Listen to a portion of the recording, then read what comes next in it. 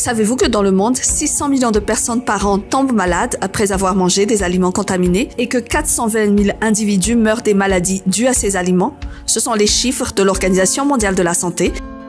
À Madagascar, ces dernières semaines, des dizaines de personnes sont décédées parce qu'elles ont consommé des aliments contaminés. N'oubliez pas, la sécurité sanitaire des aliments que nous consommons commence à la ferme, dans les champs. La propreté et l'hygiène des fermes, des élevages et des champs jouent un rôle crucial.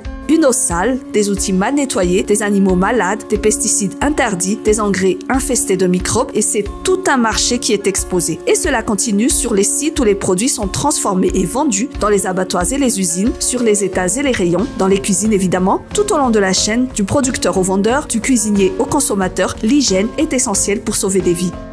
L'OMS recommande 5 clés pour des aliments plus sûrs. Première clé, c'est l'habitude de la propreté. Et cela commence par le lavage des mains avant de toucher les aliments et autant de fois quand on fait la cuisine, mais aussi après être allé aux toilettes. C'est aussi le lavage et la désinfection de toutes les surfaces et de tout le matériel en contact avec les aliments. Et évidemment, c'est une cuisine et des aliments tenus éloignés des insectes, des rongeurs et autres animaux. Deuxième clé, c'est la séparation des aliments crus des aliments cuits.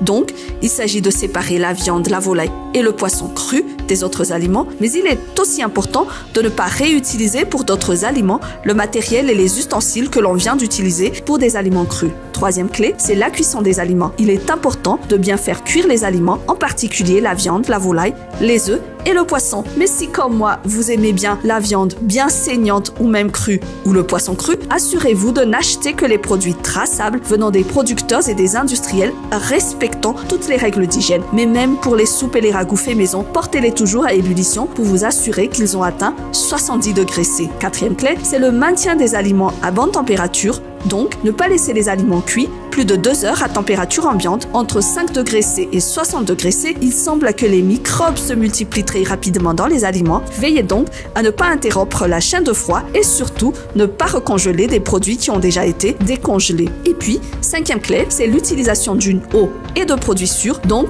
de l'eau saine ou de l'eau traitée, des aliments frais et sains, des fruits et légumes bien lavés, surtout s'ils doivent être consommés crus, des aliments industriels dont la date de péremption n'est pas dépassée, mais aussi des produits agroalimentaires transformés suivant les règles d'hygiène les plus strictes. Quand les aliments ont été traités loin des normes d'hygiène, les risques qu'ils deviennent des nids à microbes, des refuges à toxines ou des réservoirs à métaux lourds toxiques sont réels. Ces substances ne se voient peut-être pas, mais peuvent provoquer des diarrhées, des cancers, des problèmes neurologiques, voire la mort. Donc, n'oublions pas, des bonnes pratiques d'hygiène dans les fermes et les champs, jusque dans les cuisines et l'assiette, peuvent sauver des vies.